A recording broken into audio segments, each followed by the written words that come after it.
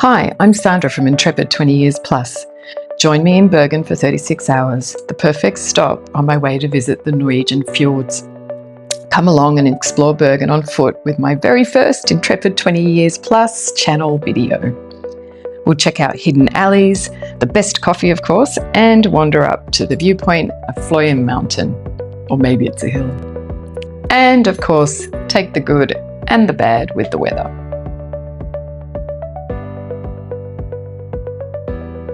Arriving at Bergen Airport, there's a few different ways to get into town. Taxi, light rail, or there's also an option to catch a bus into town, which I'm opting for as it stops really close to my accommodation, which is right in the centre of the old part of town, up some beautiful cobblestone stairways. So once I've checked into my Airbnb, I check out the shared lounge room and the common kitchen, which is really well equipped, and then my bedroom, which is basic, but I'm only sleeping there.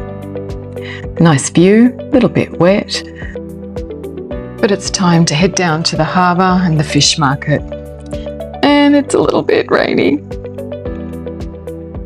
I've got my brolly, as has everybody else, and as there's not much to see with the mist, I decide to grab some lunch. And I found a great salmon baguette. And while I've been eating, the sun's come out. So with a full stomach, I head out back into the street and decide to go and explore the little back streets of the old town. I start heading up through the cobblestone alleyways, which are just stunning. And there's so much interesting architecture, old and new, to be discovered, and little doorways and corners and nooks and crannies. Varied architecture which changes through the years, and discovering these little tiny alleyways with quirky buildings sitting on every corner.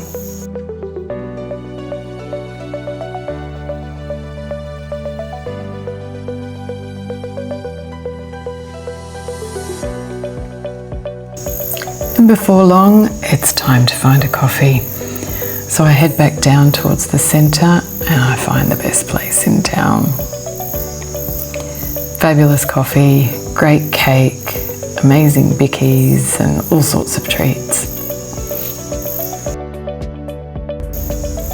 I'm lucky enough to wake up on the second morning to patches of blue sky, which is great because today the plan is to walk up Fløyen mountain up to the viewpoint at the top.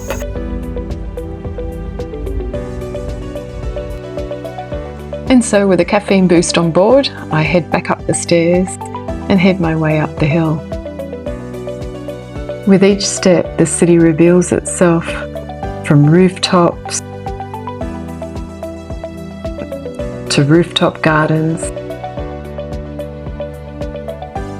and more sweeping views as you get higher. And then you'll come across the funicular station, where you could get the funicular the rest of the way up. Or down if you like. But seriously, it really is worth the walk up.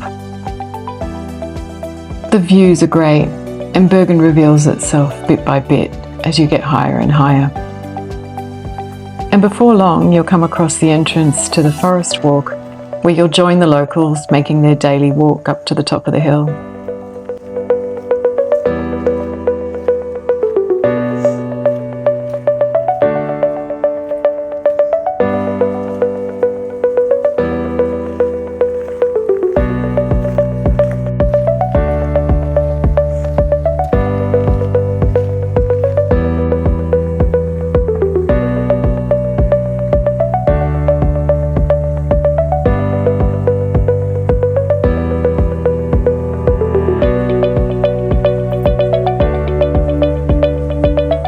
And just before arriving at the viewpoint, I met with these little faces peeking out from the forest.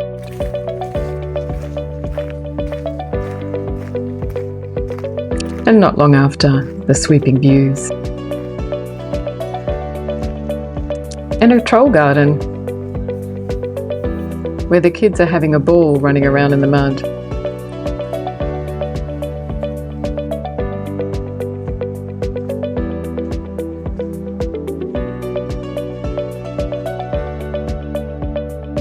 And then of course at the top, there's the obligatory snaps to be had, and just to enjoy the scenery. There's some restaurants and souvenir shops. You can grab a coffee, something to eat, which isn't a bad idea if the weather's a bit miserable when you first get up there, because it's so changeable that the sun will come out and you'll get your fabulous view before getting the funicular down the hill.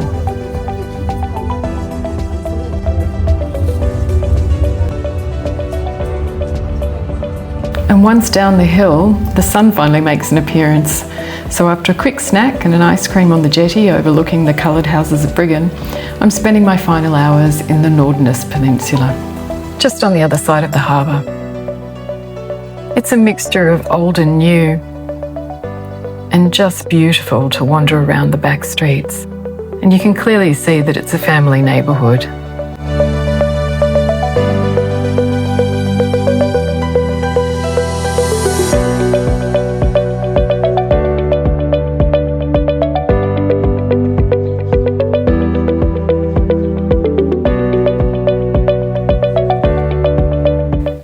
On the way back, I head through Bergen's shopping precinct and enjoy a walk through Bergen's old wooden streets. And then head back to my guest house to pack for the next adventure, which is kayaking, camping and trekking in the fjords.